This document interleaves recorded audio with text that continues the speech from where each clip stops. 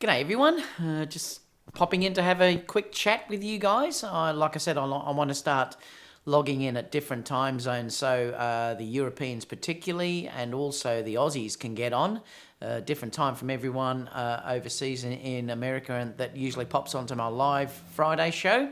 Let me just click in here. I want to see who's around. So if you are in here, guys, please say hello. Hey everyone. Just turn the volume down. So far we've got Carl here, and S Whiskey is also here. There's a few also popping in. Guys, would really appreciate too, if you can, I'm going to say this a number of times, if you can give me a thumbs up, because it lets people know I'm online. For some reason, YouTube is not always letting people know who've subscribed. Even though they've clicked on the bell, it doesn't work. So if you can, say hi. Sizzleman's also here. Laughy Marf is also here from Hawaii. Great to see you guys. I'm going to do a bit of a talk about this review that I saw in a few minutes. I'd like to know your opinions about it. And then we're going to, I'm just laughing at Carl say, there he is, the legend himself. And then I'm just going to open it up to a quick Q&A. Dave, I will be getting the coffee mug, but I'll be doing that on Friday. I've got clients coming later today, so I've got to make sure I behave myself. But I will definitely be getting the coffee mug out when I do my usual Friday show. Charles is also here, listening in and out, listening in the other room. Rick's also here. Joe's here from Florida. Rez is also here from Melbourne. G'day, Reza. S Whiskey said thumbs up. Beautiful. Yeah, thanks. For some reason, YouTube's not letting people know, even though they're subscribed. And a lot of other YouTubers are saying the same thing. It's a real pain. I'm not sure how you pronounce it. Jaeyong Jin is here from Sydney. Sizzleman, Sony better give us some information on the APS-C camera, or I'm going to have to start using the F word. Right, you ready? Fuji. I know a lot of people have been saying that. I'm going to hang out just to see what happens, because there's a number of things on the Fuji camera. Look, even though that camera seems to be really great, I still would like that to have a flip-out screen. It also doesn't have IBIS, remember, either. So there are issues as well that I'm just going to hang out, even though that is an amazing camera and it does have the 4K 60p and great focusing, even 10-bit out, it doesn't have IBIS or a flip-out screen. So I'm hoping Sony can answer that. Charles is here, British Columbia. TW said, good morning, Hamburg. Goldwyn says, hello from far, far away Perth. Gladwin. MS Xbox Pro is saying hi from Sydney, so I'm going to get a lot more Aussies on at this time of the day. J-Ray says, hi, David. Gene says, YouTube is no longer down.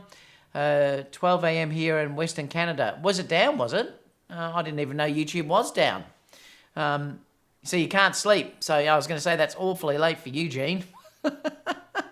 You guys are funny. It'll be interesting to see how many Americans pop on too. I often think sometimes people don't sleep over there. I'm having a Fanta. Like I said, I've got to behave myself. There's no coffee cup because you know that I was drinking coffee.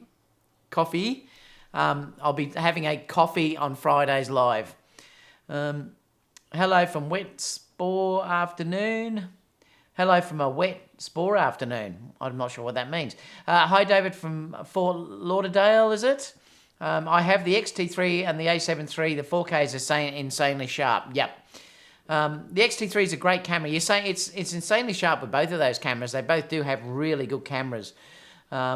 I just do love the full frame look though. S Whiskey, I have to say that I do love that look particularly. And that's why I'm hoping Sony answers something with the a7S III. Samad is New York City, I think, or New Jersey. Charles is also saying it was down for a couple of hours, about 5 hours ago. Wow, I didn't know that. David said, hello, David, 2 a.m. here in America's New York, can't sleep. Boy, you guys just never sleep, do you? Have a Sony coffee. I will be on Friday, Brett. Not tonight because I've got clients coming. But I will definitely be having the Sony coffee with you guys on Friday's chat.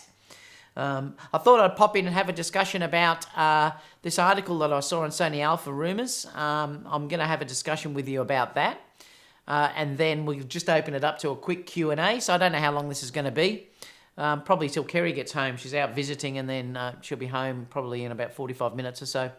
It's 2 a.m. in New York City. Yep. You guys just don't sleep, Carl. It's ridiculous. So how many have we got on now? Nearly 50. So I'll give it a couple more minutes just to see if other people pop on. Guys, can you please give me a thumbs up just so everyone knows I'm live? Like I've been saying, people don't get the bell notifications. A couple of other people have contacted me too to say for some reason they were unsubscribed. So that's really interesting, and they had to resubscribe again. Sizzleman said 11 p.m. here in LA. Yeah, Brett's talking about the Sony coffee, which I will be having. So, guys, what did you think about the new Lightroom and Photoshop update? I did upgrade those. There's a couple of things in Photoshop that seem to be really nice. I love the new cloning tools. Well, not the cloning tools, but you know how you can actually circle something and then get rid of it. That they seem to be like they're really good now because you can do target filling in, which is great. What do they call it? The fill aware or content aware seems to be really good now in Photoshop. That's one thing I'm really looking forward to having a go with. I did upgrade it yesterday, but I've been doing wedding editing, so I haven't really looked deep into what the new features are. Lightroom had a couple of other features too. I know it had some HDR features and other things, and perhaps it runs a little bit quicker. I'll let you know when I've run it for a couple of days whether I have found it running a little bit quicker. There was also that, what was it called? The RU, which is Adobe Premiere Rush, got released. I did install it, but I don't know whether I'll use it. I don't think it's a sort of match for what Premiere and also Final Cut can do, but for someone that doesn't have those big programs, it may be an option for you, and I might talk about that in the coming days as well. Carl said David's long chats blew up YouTube. You should have seen a couple of comments I got. Oh, it was so funny. A couple of comments were going on about, you expect me to watch 2 hours? I'm not going to watch. I just laugh. I just said, don't watch it. It just cracks me up, these people that whinge. No one is forcing them to watch it. And it just cracks me up when guys go, oh my God, it's 2 hours. What do you think? You know, if you don't want to watch it, don't watch it. It's that simple. It just cracks me up. I put a timeline there to show where things are.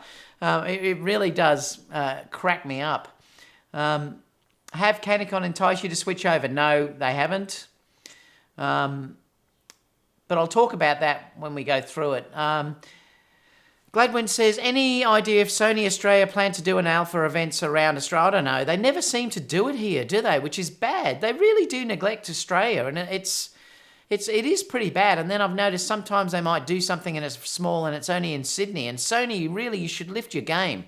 Don't just be so America and Europe based. You know, I mean, you should be looking after other areas as well.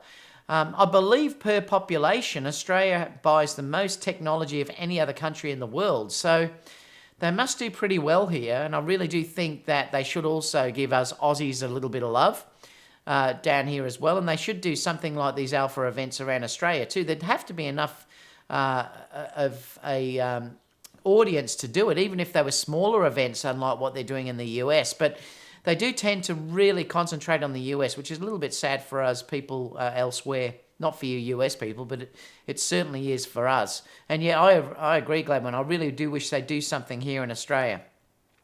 David said, you're awesome. Thanks for that, David. Level says, hi from Singapore. We'll start in a couple of minutes, guys. Venom, 2 a.m. here too. Welcome to the club.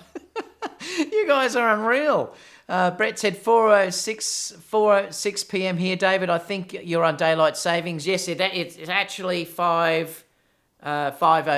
past 5. Yep, so it's 5:10. Keep sitting. I'm having rendering issues in the new Premiere Pro update. No, but I don't use Premiere. I use Final Cut. Keep City. So that's interesting that you're saying that. Hi from Mumbai. India 54 Chroma says, good morning to you. It's 11:37 here in Sri Lanka. Nice to see you here as well. Brett says, yep, done all the updates. I'm looking forward to seeing what those updates give us. David Santorio says, 2 a.m. can't sleep. Have to watch you. Awesome. Photomix here as well. He's not sleeping either. Torben says 8 a.m. here in Denmark. What else have we got? Oops. Gladwin says, at least you put up a timestamp afterwards. Yeah, I do. That's the thing. If you don't want to watch it, don't watch it. I'm going to talk for as long as it takes. And you know what? the end of the day, it's me talking to you guys like a bunch of mates around a table. If it's too long, you cut off. If you don't want to watch it, don't watch it. I'm not forcing anyone to watch it if the live chats go long. Pick Entertainment says, David, they are jealous of Australia. Prashant said, morning from India. Good morning. Jean says, haven't used Lightroom for a while now. Been liking the raw processing of Capture One.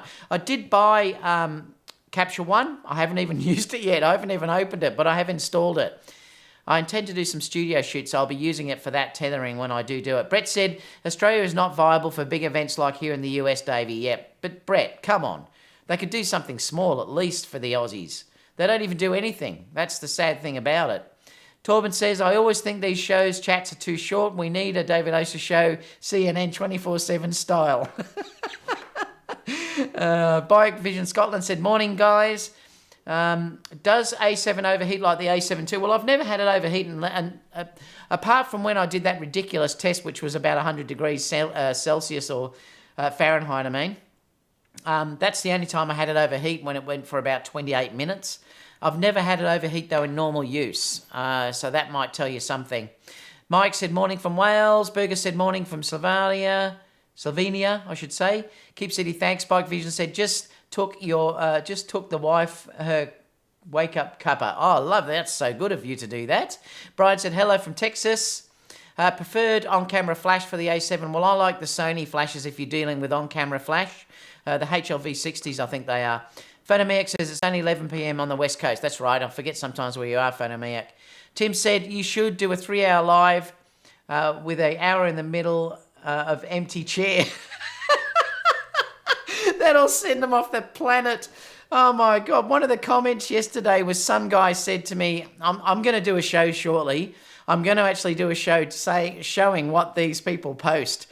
Because I just crack up. They think they're hurting my feelings, and I just laugh about it. It cracks me up. One guy yesterday was accusing me of not being a photographer. I can't remember what video it was. I'm going to find it, but I'm going to start screen grabbing these, and I'm going to put them up and discuss it with you guys because it's hilarious. And then I said, I'm a wedding photographer, and he goes, yes, well, you're not a real photographer. So I asked him to show me his work, and naturally, he never showed me anything. He said he's a fashion shooter, but he wouldn't show me any. He was a load of crap, honestly. They just crack me up, these people.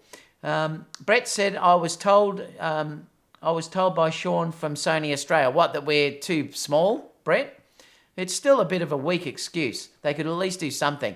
David, they can't handle us, and I think you're right. Chris said, just spoke to Sony. After much pressure, they have decided to scrap everything till further notice. Oh, I love it. All right, let's go on to the discussion, because I want to have a quick discussion about this camera. And I'm not going to go over it too in depth because I want you to watch the video yourselves, but let's have a look. So, this was posted on Sony Alpha Rumors today, and it was really interesting if you watch it because a few things that came out of it. Now, the interesting thing was today I was at High Point West, which is my local shopping centre today. It's a big shopping centre here, one of the biggest in Australia.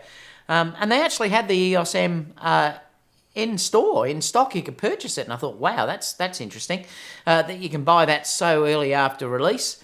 Naturally, they never had the A7S III.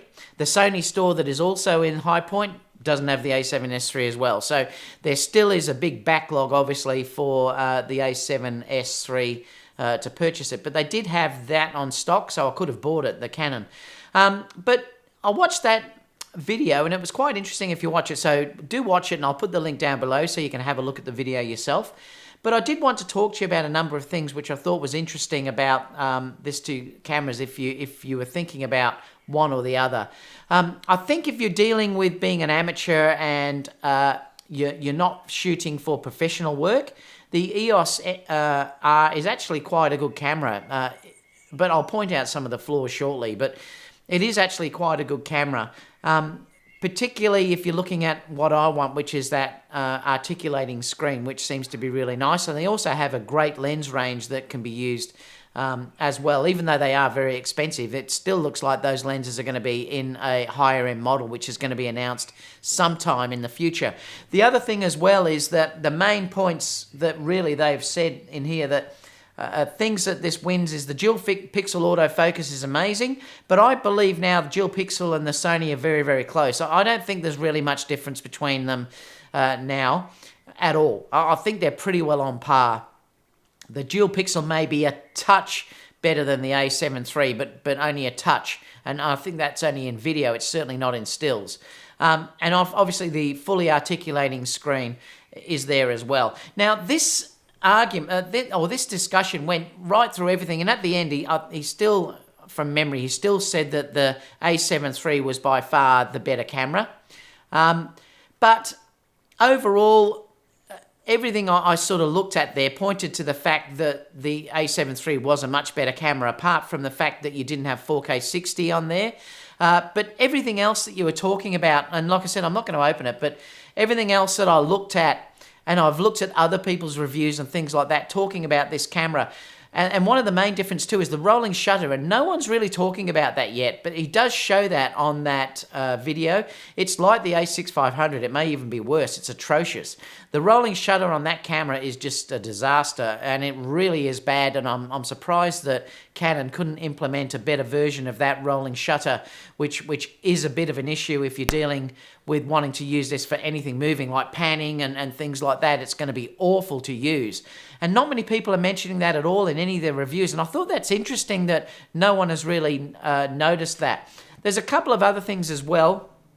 I'll talk about the bad things, and then I'll talk about some of the good things as well about this camera. But a couple of other things as well is that the 1080p to me looks soft, and I think it does look soft compared to using the Sony cameras. Now, I shoot 1080p all the time, and I really do like it. The only reason, I must admit, the only reason why I'm using it is because I can't shoot 4K 60p on the Sony. So that's the reason why I'm shooting 1080p 60 at the moment, and everyone always says how sharp my results are when I'm shooting video, and you can see that when you're looking at the videos I've posted with Kiara and the wedding videos and everything else. The 1080p is super sharp. I think that the Canon looks a little bit soft. That's my opinion. Now, I know I'm going to get people slamming me. The Canon fanboys are going to come in, whatever.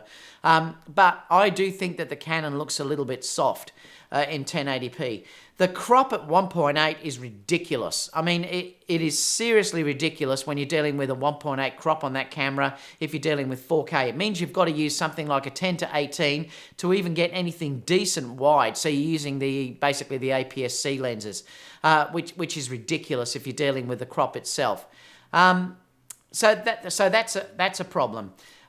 If you want to use 120p, it doesn't do autofocus, so that's another issue. So the Sony also has full autofocus if you're dealing with 120p autofocus as well. The Sony has the dual card slots, which is another thing. So they're the issues, I think, when you're looking at that. The Sony has dual card slots. The Canon doesn't have dual card slots. The Sony has IBIS. The Canon doesn't have IBIS. Now, yes, if you have in-camera or in-lens IBIS, that may be good enough, but it's never going to be as good as using internal IBIS and lens stabilization in combination with one another. So that's an issue in itself. And if you're using an adaptive lens which hasn't got stabilization, it'll be shaky as anything if you're trying to handhold these Canon cameras due to the fact that there's no in-camera stabilization on that either. So they're the things where I think that overall, I think the Sony is still a much better camera than what the EOS R is, and it's a lot more expensive. You know, it is a lot more expensive than what the a7 III is. So that's another thing as well. So therefore, I think at this stage, I'd still be buying the a7 III over the EOS, definitely. But then it starts to get into color correction in there, and this is where I'm not quite sure I agree with what they're saying, because basically he was saying that he was using log to do his corrections on there, and then he was color correcting it. Now that is then way open to your color correction capabilities and how your white balance is set and everything else. So I think the test is a little bit flawed in that regards at all. He does say in one respect that really the color science now is irrelevant because both cameras are shooting basically the same.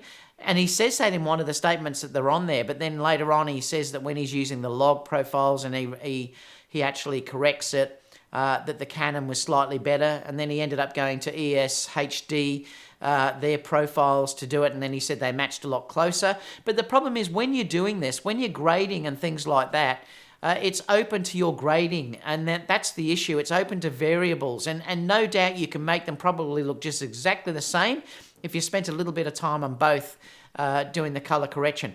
I keep saying this to people, and I actually do now believe that the color science on Sony is not an issue anymore. Everyone keeps saying to me, what profile am I using? The color looks gorgeous when I'm shooting my videos with Kiara. And then all of a sudden people are saying that there's issues. I'm shooting the standard profile. I'm hardly doing any color correction profiles, and no one has ever said on any of the videos that the color is an issue on Sony. It's bullshit, guys. Don't believe anything that those people are saying. I'm using it day in, day out. I've never had a client say to me that the color science is no good. I've never had a client say to me my skin tones don't look any good.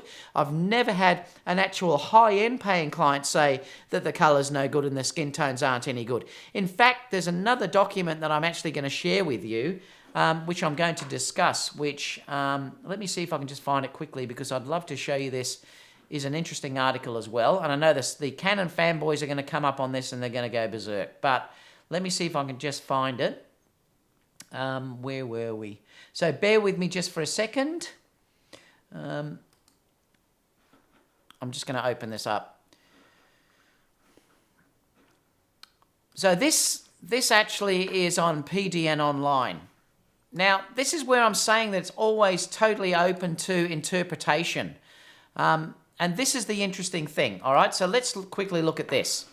This article, I've just got to scroll it down so that we can see it full size. Let me close this ad.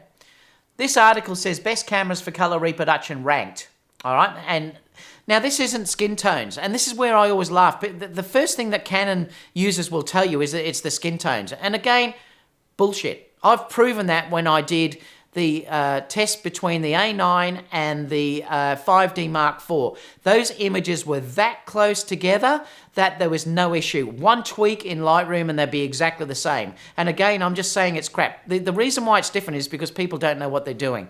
The thing too here is that the best cameras for color reproduction ranked. This is by Greg Skobelitz, I think it is. And this is the interesting part. You're going to love this. And I'll put the link down for this below. But the interesting thing is that he's saying the list. Number 1, Sony a7iii. So this is talking about matching this basically grid to the color, to the basically I think they actually measured the colors itself to see how accurately they could get to those colors. And you can read this whole article. Number 2, Sony a7R III. Number 2 tied is the Fuji X-E3. I suppose the X-T3 probably wasn't released at this stage. Number 2 also is the Leica CL.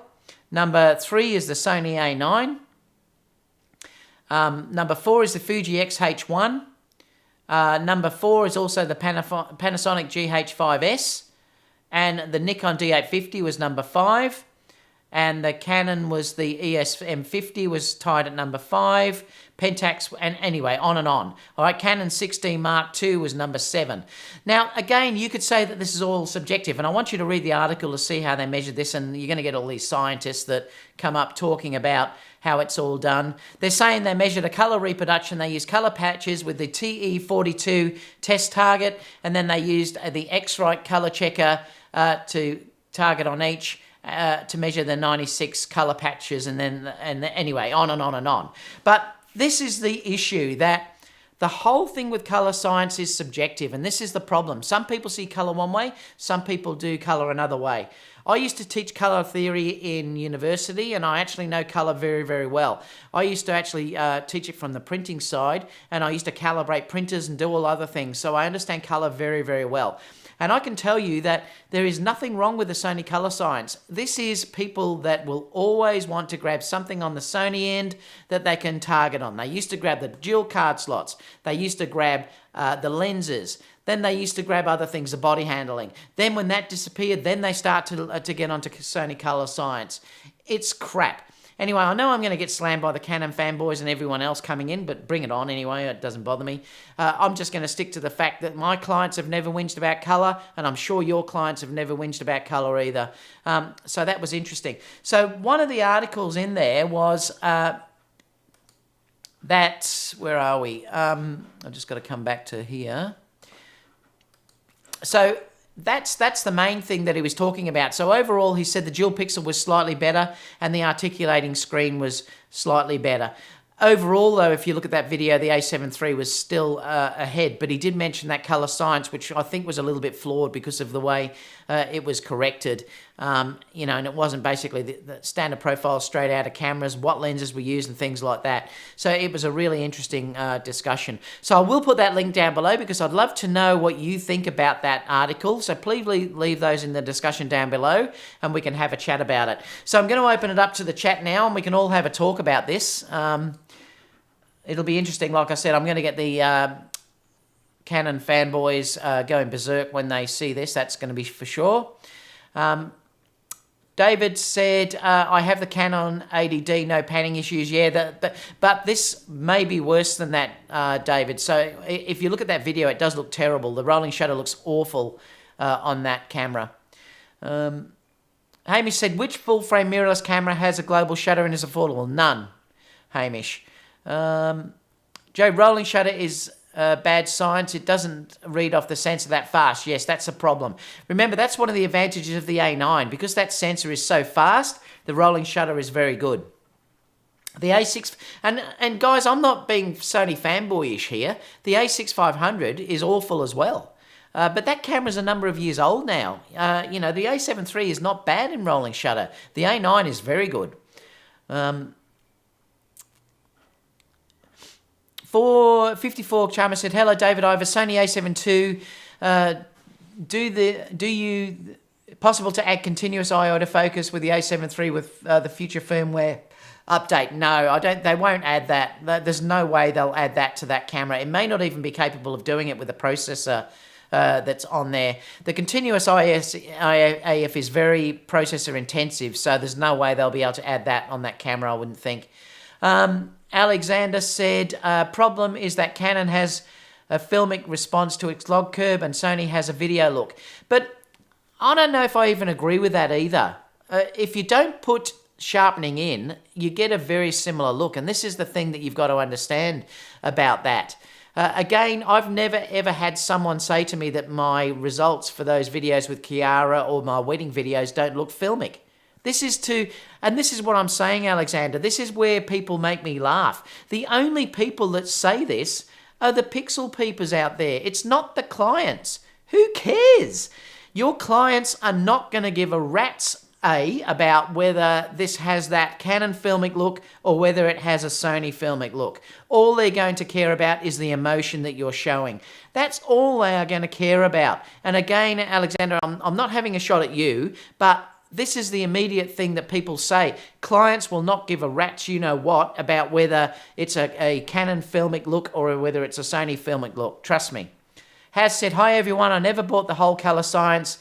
BS, you are right about that. I just don't believe it. I really do not believe it.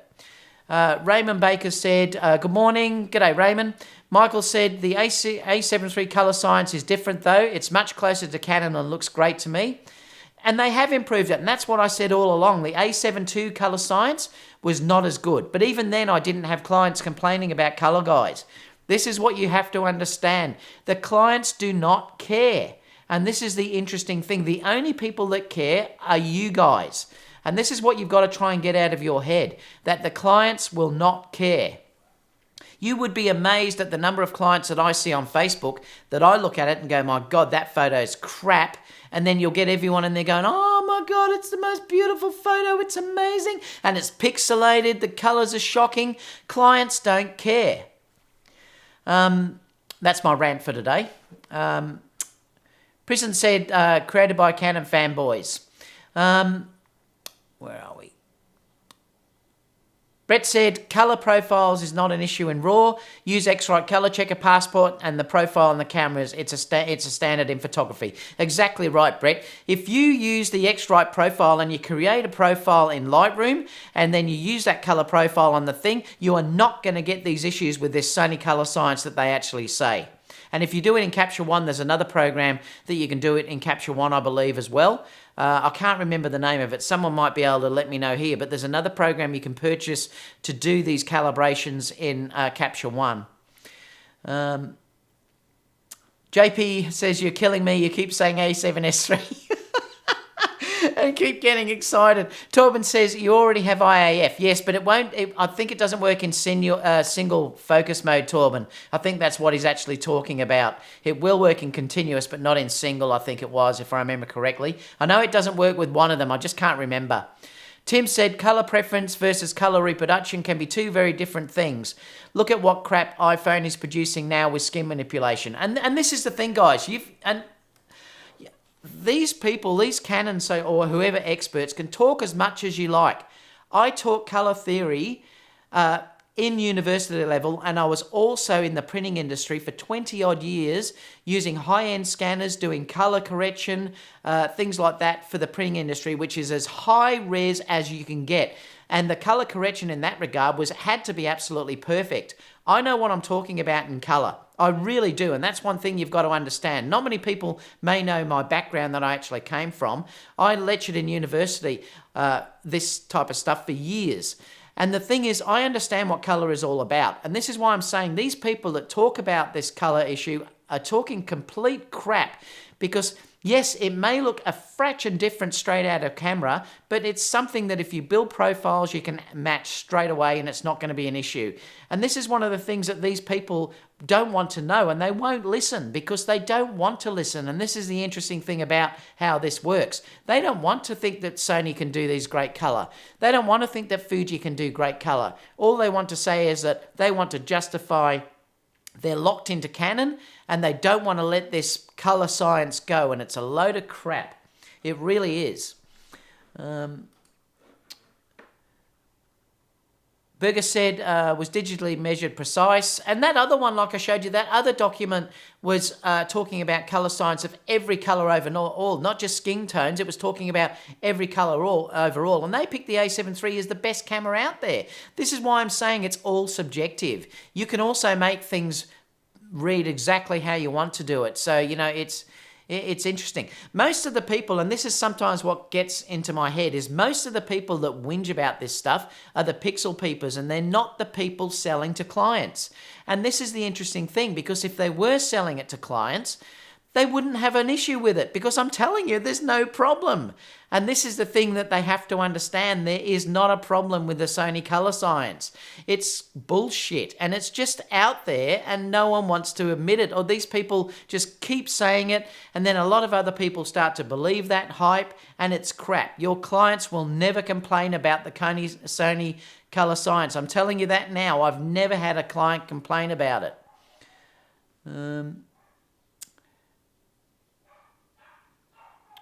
Erica says, imaging resource test color accuracy with AB instead of Lab 2000, which I believe is more accurate.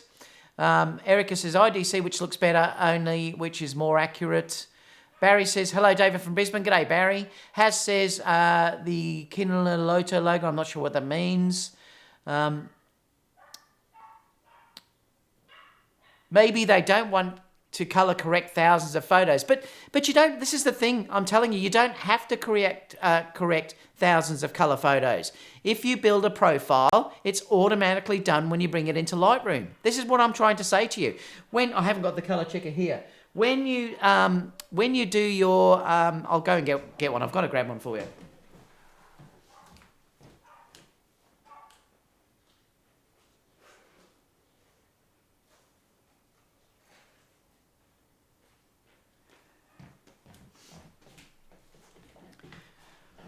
All you have to do is you build this into your actual profile. Now, there's a program that do this, X-Rite does it.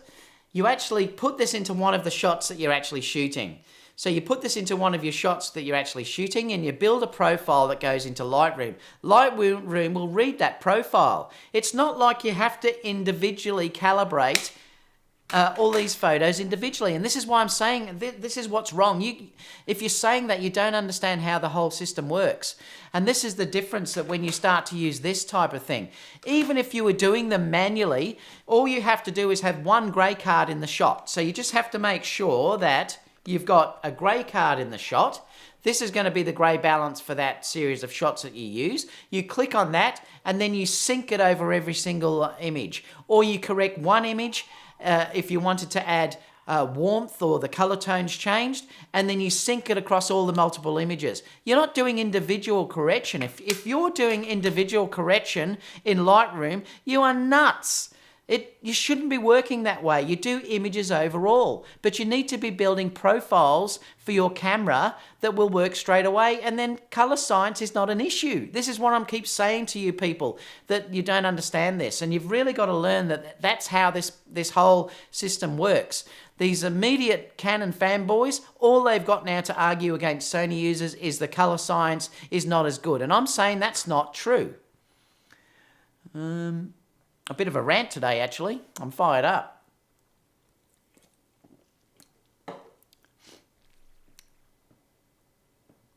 And you've said they're shooting both cameras. You have to do that for both cameras, yes. So you build a profile for each separate camera, and that's how you do it. It's out of jealousy and unhappiness with their brand of choice. Canon hasn't delivered the goods for years. Nikon, on the other hand, has released 2 Grand Slams back to back. Yeah, and the D850 is amazing color. And that's the thing that I found. No one noticed when I went from I had the D810 and I also had the D4S. No one said to me, and this is why I'm saying to you how much this is crap, guys, because no one said to me when I sold all the Nikon gear and then I moved immediately to Sony, not one person said to me, David, your color is different. Not one client ever said that to me. Now, what does that tell you? That tells you that clients do not notice. The only people that notice this stuff is the pixel peepers that complain about this stuff. Jason said, fanboys will grasp at straws while ignoring the ever-growing list of advantages of other brands give you. Roman said, David, you're right. You can correct everything in Lightroom so easy. It is. It's so easy to do. And especially if you're using something like these X-Rite color checkers. And you can do this for video as well, guys, because there's a video one of these as well, and it measures the corners, and then it will do all your calibration for you on that too. I've just got to go back to where we were because I missed stuff. Sizzleman said, colour science equals fake news. I think it does too, Sizzleman. Honestly, these people, they do my head in. If you shoot standard profile, you reduce your dynamic range against log. You do, Alexander, but I'm telling you, nearly everyone that looks at the videos of Kiara, go back and look at them, always says to me, what log was I using? And I didn't. And there's nothing wrong with those videos. They're beautiful. Everyone that's looked at those videos has said how amazing they are. I just make sure I nail exposure. I'm not saying it's better than using log, obviously. Log will give you more dynamic range, but I just don't need it. And that's the thing. Lavelle said 50mm 1.2 is insanely great. Yes, I agree. Hamish said 28 to 70 f2 will sell like hotcakes. Yep, I agree. I wish Sony had something like that. Erica says a larger mount size bad for compact lenses. Are larger mount size bad for compact lenses? No, not at all. They can still make compact lenses. They'd probably just be a fraction wider, I suppose. It's more, if you look at it, it's more that they won't be any wider, because if you look at the Sony, it's the way it dips in. That's because of the lens mount rim. That's why when you look at the Sigma lenses, they're so wide, and then they'll come down on the adapter. Good morning from Ecuador. Good morning. Raymond said, I jumped from Canon to Sony, a7 III, best thing I ever did. Bike Vision said, colour science has never been an issue for me, whatever camera I use. And I agree with you. It's not an issue with any camera. It's just brought up by people that don't know what they're doing, or they want to whinge about something. That's all it is. Burgess said, photography has become too much pixel peeping instead of catching a moment. And this is why I've said to you, it's got nothing to do with it. It's the art that matters. The thing that will sell you and get you work is art. And that's what I always keep saying to you guys, that it's the art that people hire me for. They do not hire me because I've got an A7, an A9 or an A7 III. They hire me because I show emotion in my work. They hire me because I'm fun to work with. And I'm booked 2 years in advance with my weddings. And I'm always doing portrait shoots. I'm always doing modeling shoots and everything else. So I'm not just saying this to you as I mean, there are a lot of YouTubers out there that don't actually work. I have a full-time studio. Most of my money that I earn a little bit from YouTube. Most of the money I earn is all from my studio. So I am more of a full-time photographer than I am a YouTuber. This is building up, yes, but I'm still earning 80% more, even more than that, of my money is coming from actually shooting. So I know what I'm talking about in that respect. And it's art that matters, guys. And this is why I always laugh. Pixel peepers usually are not artists. They're digital people, or they're like mathematicians, and they start to analyze everything about the camera and how it works. They usually don't understand the emotion side of photography. And that's why I'm saying to you, you will make far more money if you're an artist than if you're a pixel peeper. And I can guarantee that, because clients look at the art, they look at the emotion, they look at the feeling that you're trying to do, whether you compose, things like that are what matter. It doesn't matter about the pixel, trust me.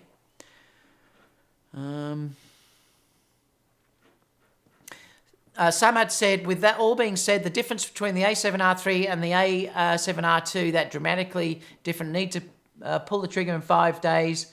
So the A7R II or the A7R II or the A7R III, you're saying?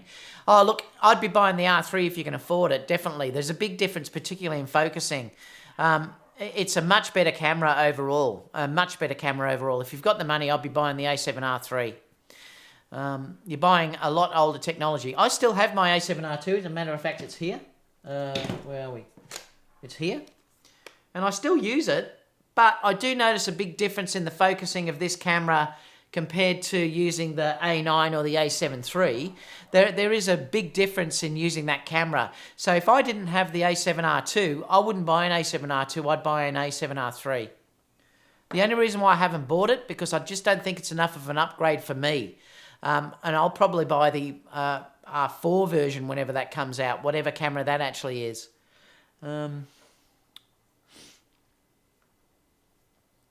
Bike Vision Scotland said, definitely I just colour my photos the way I want after taking them. Joe says, the latest comment on SAR about the new APS-C lights global shutter as a spec. I'll be surprised if that's the case, Joe. I just don't think that's going to happen. You never know, but I doubt it. Erica said, not at this stage anyway. Erica says, I do photography as a reality documenter, so I don't see it as an art. No, because it still is art. It's still an artist to be documenting work. Pixel people are people that look at the actual image on the computer. They blow this thing up to a ridiculous size, and they look at the pixel level for errors. They'll look at the color and the minute that's erroring, or if there's a fraction of a cast somewhere, they bring that up. They're the pixel peepers, Erica. It's not someone that's catching stuff for documentary, that type of stuff. If you're doing documentary, I still believe you're an artist. You're still having to work out the correct exposure. You're still waiting for that perfect moment to take that shot. There's things like that matter as well. Lavelle says, people who reviewed it said that it's totally worth the price. Are you talking about the EOS R? I don't think it is, not looking at the A7 III. J Rose said, what are you using it for? If it's for landscapes, just go with the A7R II. That's a good point too. If you are just using landscapes where focus is not really an issue that much, that's a good point, Joe. If you're capturing things that are starting to move and stuff like that, there's a big difference for going for the R3. Hamish said, the problem with the Sony is I bought the original A7R and was disappointed. Yeah, well, there was a big difference between the original A7R and the A7R II.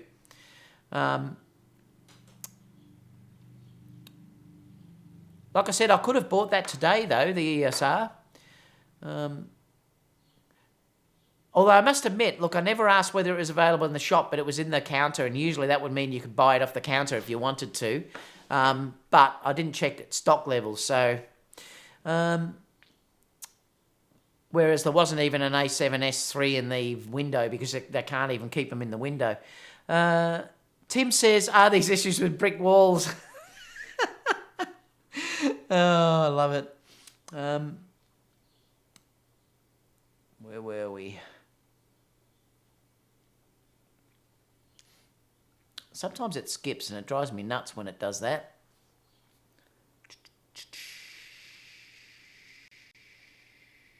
Is your chair worth money?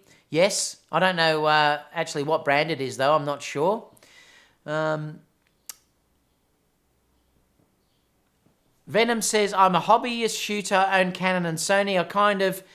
I can kind of tell the difference, but I also like both, so I own both. Also, no one I show my photos to can tell the difference. And that's what I'm saying to you, Venom. No client will ever tell the difference. And like I said, if you do it this way through the Color Checker Passport, you won't have any issues at all.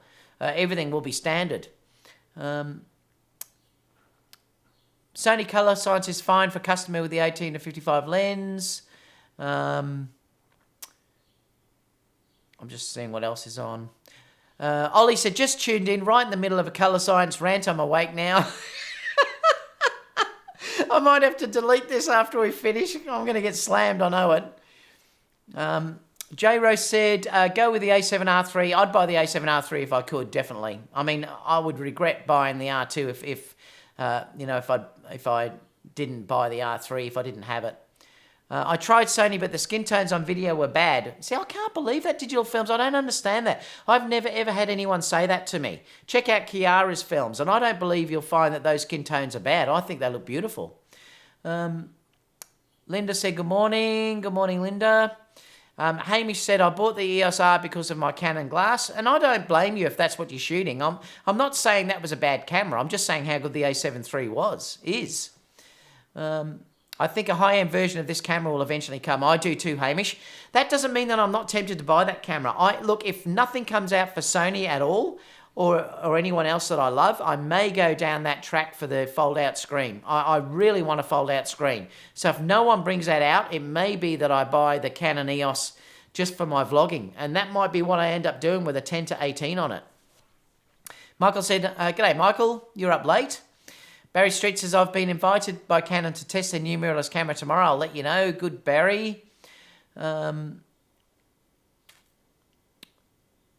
says, heated debate is healthy. A few deleted comments there. I wonder what that was about. Thanks for the response, J-Ro and D-O. A7 III it will be. That's what I'd definitely be buying. Definitely. SRM Media says, hi all. Finally got caught up in a live. Got the notification. That's great, SRM Media. Brett said, no one ever pixel peeping in film days. And that's exactly right, Brett. And no client is going to pixel peep. This is what I'm saying to you guys. I'm talking to you as a professional who works for my living in photography. No client pixel peeps. No client pixel peeps. Don't worry about what these people tell you. If you're worried about the Sony Color Science, don't. Just go out and buy it and you will not have an issue.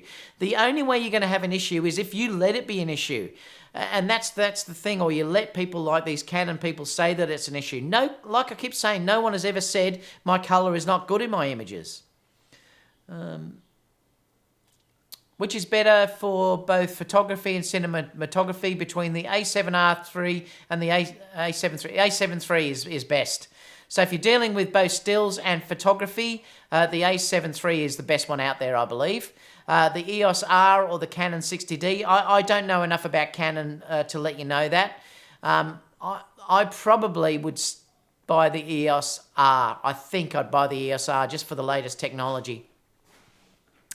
But someone else who shoots Canon may be able to let you know. But I definitely would get the A7 III. I think it's the best fusion camera still available.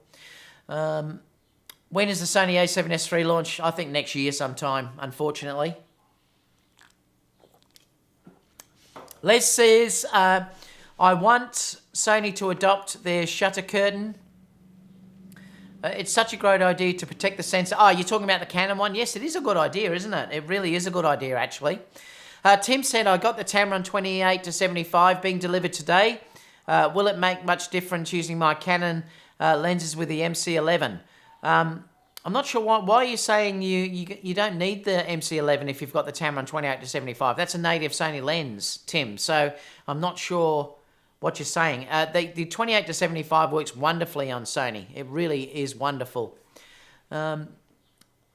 Les said, I'm ordering my a7 III today, and I'm so excited. I don't blame you, Les. It's amazing.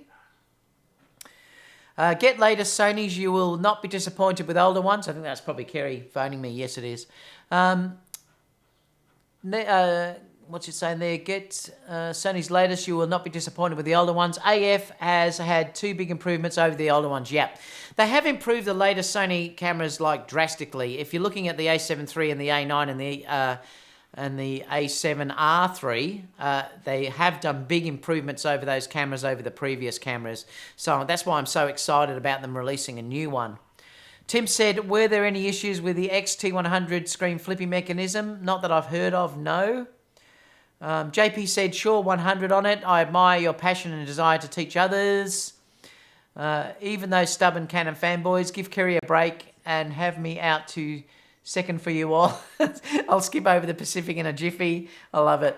Les says, I'm moving from my Nikon D3300. This will be my first full frame. Cannot wait. You're going to love it, Les. Les says, you are awesome. Les also says, most clients have no idea about color science. All they want is good-looking picture. Exactly. Din said, David, you are definitely suffering from the a7S III anxiety. I am. As you kept saying a7S III, did I really? When you actually meant the a7 III, okay. Hope they bring it out soon before I get worse. I know I probably am suffering from that anxiety. Has said, for skin tones and colour accuracy, I found that the 3 gamut C sign works like a charm. You just don't have to bump up the saturation a little. Michael said, all the people that switched from Canon to Sony aren't going back. The a7 III is killing them. You get so much just for the price. And that is exactly true. They really are. Now, just let me show you one image too, because I wanted to show you how good the 70 to 200 f4 is, because I just want to show you this. Let me open this up. Because people keep asking me about the f4 version of that lens. I've just got to launch Lightroom. And let me just show you. I'll just show you a couple of images that I shot the other day. Because that lens is fantastic for the price, and I'm just showing you how good it is. If you want to travel light and use the 70 to 200, I'm just showing you these because it really is beautiful. Let me just see if I can move this over to get it. And this is one advantage with the A9. I actually got this image here that you're looking at was captured with the A9. And this is what I was talking about the other day about capturing moments. This is one area where having the hardware will make you sometimes a better photographer. I would have struggled to get this on the a7 III or any other camera probably. Apart from the X-T3, which can do the 20 frames per second now. But then I wouldn't have had the depth of field, basically, like full frame that I was using. But if you look at this, this was shot with... Now, I shouldn't do this because it's going to look terrible, I know it. Because every time I blow up an image on YouTube and I'm doing a live, they look terrible. But the results on this, you know, are amazing. That, you know, it is really sharp. This is the f4 version. Like I said, I'll look in a minute and it's going to look awful. Every time I do this, it does. It's amazing. Now, I shot this on the silent shutter, obviously, and to capture a perfect moment where both their feet touched at that exact second, I had to obviously get multiple frames. So I shot this and I was able to capture that perfect moment due to the fact of it having... that crop, that speed, and it let me grab that perfect moment that I actually could grab. Another one with the 2470 as well, you can look here and just how beautiful that this lens actually is. You know, and this is the thing I'm trying to say to people is that, I'll just make this a little bit smaller, that it really is, I need to make this come down. It really is beautiful.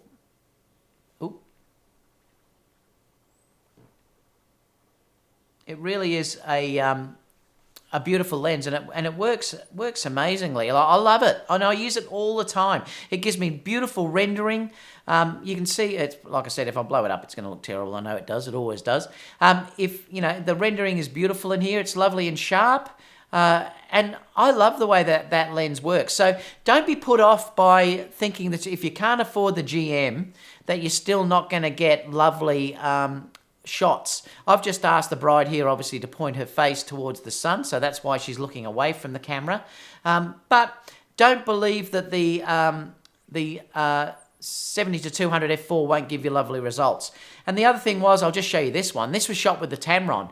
And again, don't believe that you have to spend big money to get amazingly sharp results. And I know this is going to be the same. It's going to look awful when I blow this up. But this was ridiculously sharp as well. You know, and it really is sharp. Oops, let me bring that back. It really is sharp. This was shot with the a7iii, with the 28 to 70 mm lens. And again, it's just beautiful. So don't let anyone ever tell you that you do have to use really expensive glass to get really beautiful results if you're dealing with marriages or, you know, weddings or portraits.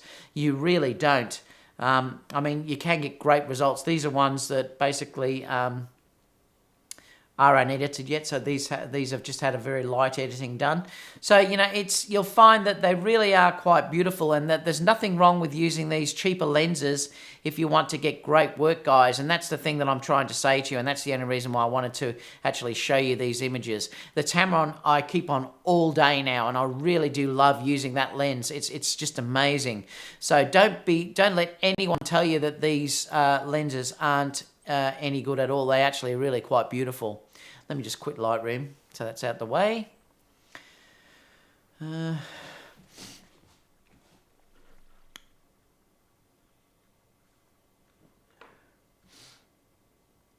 Les says, what are your thoughts about the new Photoshop app coming to iPad Pro? That's great, Les. I don't know whether I'd use it. I like to use you know, my trackpad and mouse and everything else. Although if you use a iPad Pro and you can use the pen, it might be quite good.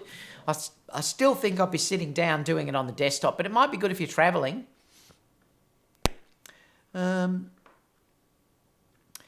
says, David, you need that donating guy from Danny's stream. I know. Where is he? Daniel says, it feels that Canon didn't stop the flow to Sony from the Canon R. All the reviews seem to dislike the controls. Interesting, Daniel. And it looks like Canon did it to protect again the example, move a dial to the lens to make it harder to copy for other lens makers. Okay, I see what you're saying because of the lens things on there. She landed well. Both of them did. It was actually quite interesting because the bride, that was her idea. She actually came up with the idea of doing that, and it was because it was sort of that outback cowboy type wedding that she wanted to do that. You know, and they landed fantastic. So she's actually an athlete, so very, very fit.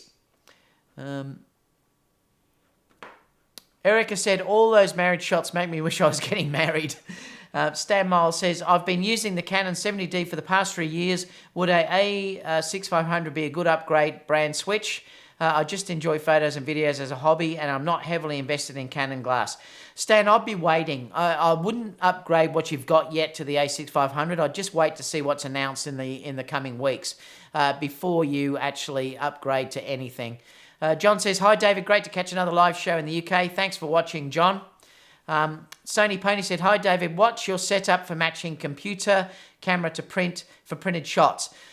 Well, it's hard to say when it is for printing because the lab I use sends you actually, I'll explain how I do it, but I obviously use this to get my camera profiles done, and then it's done through Lightroom. So that's how basically I get the profiles to look correct. So my bride or whoever I'm using will carry this in one of the shots, and then I'll use that for all of them that I go through, and I'll do them if the light changes. Like if they'll go under a indoors, I'll do another one.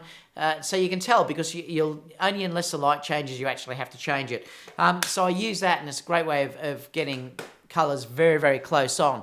And that's another thing that if you're doing corporate work, you should be using this anyway because this is a great way to match certain colors. You can also make things slightly warm too. Like if you click on these grays that are underneath, you can make things slightly warmer or cooler depending on which one you click on. So it's great. You need to look at some videos about how the color checker passport works. But that's how I do the initial part of it. Then the printer that I use here in Australia, if you contact them, they'll send you an actual file out, and you can calibrate your images to that file. Then you send an image over to them and get it printed back, and then you can match it all. I also use it's not here. I also use the X-Rite Color Checker Pro to get the calibration on my monitors, so the monitors are always calibrated to that as well.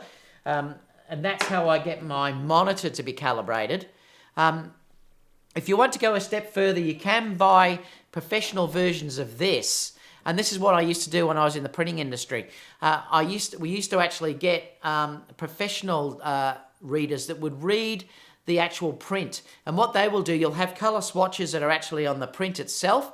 Then you'd read those, and it gives you actually a gradation chart that you can actually plot, and then you can get color correction from that as well. So you can go to it very, very deeply if you want to, and that's what I probably would do if I did my own in-house printing. But I don't do my own in-house printing. I actually outsource for printing. So because I do that, I get their color calibration charts and do it from that. What else have we got?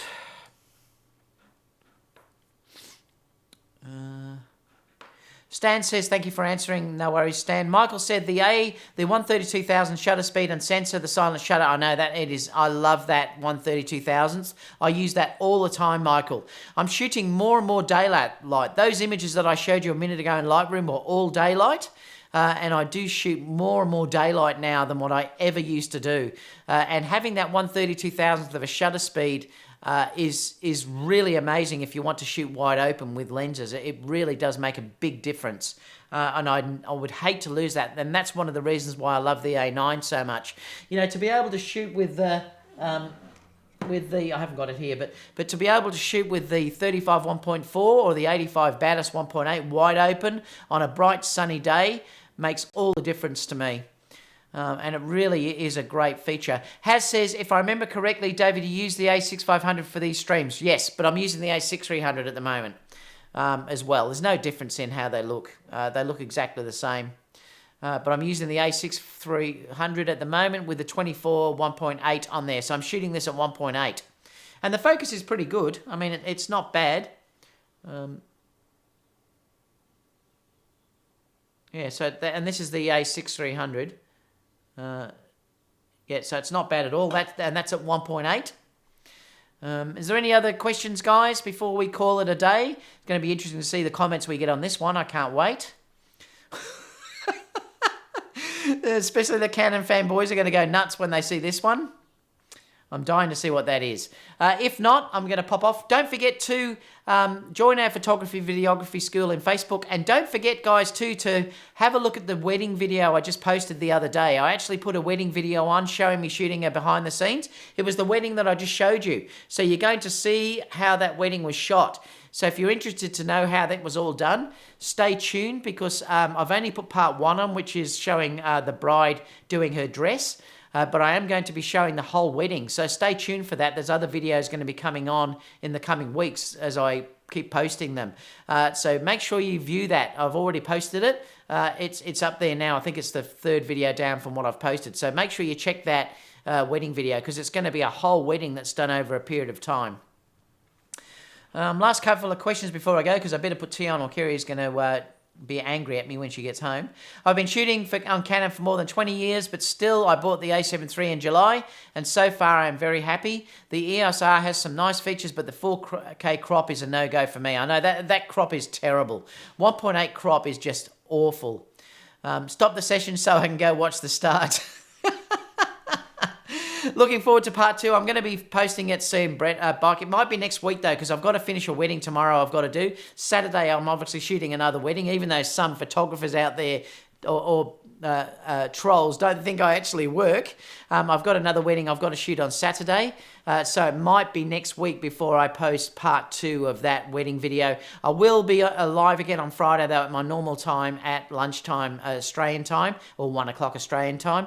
So I will be back on Friday with the Sony news and rumours. So stay tuned for that. But please watch that video about weddings. And it's interesting because I am surprised that not many people have watched it. It's only had 1,000 views, which is really interesting. The live shows that I usually do end up getting 3,000, and you'd think it would be the other way around, because to me, if you're a shooter and an artist, that's far more useful than anything I can tell you about rumors or hardware or anything else, because you're seeing how I shoot this wedding. You're actually seeing a full behind the scenes of how I do it with me talking and going through it all. And, you know, and this is a paid wedding. It's not a bodgy wedding, which I've asked a bride just to do it and I've given my services for nothing. This is actually a paid wedding. She's paid $3,000 odd for this wedding. You know, so, you know, have a look at it and see if you can get something out of it. And obviously, as we go through, you'll start to see the males, that section done. You'll start to see the bride changing. You'll see the formals done, the wedding done, and all these other things. So, you know, make sure you look for that. Last few questions. Had problems with my AF on my Sigma 35 1.4 E-mount. Bought the Sony 1.4 Have you heard of this? Your thoughts? That's a beautiful lens. That's a great lens, the 50 1.4, incredibly sharp.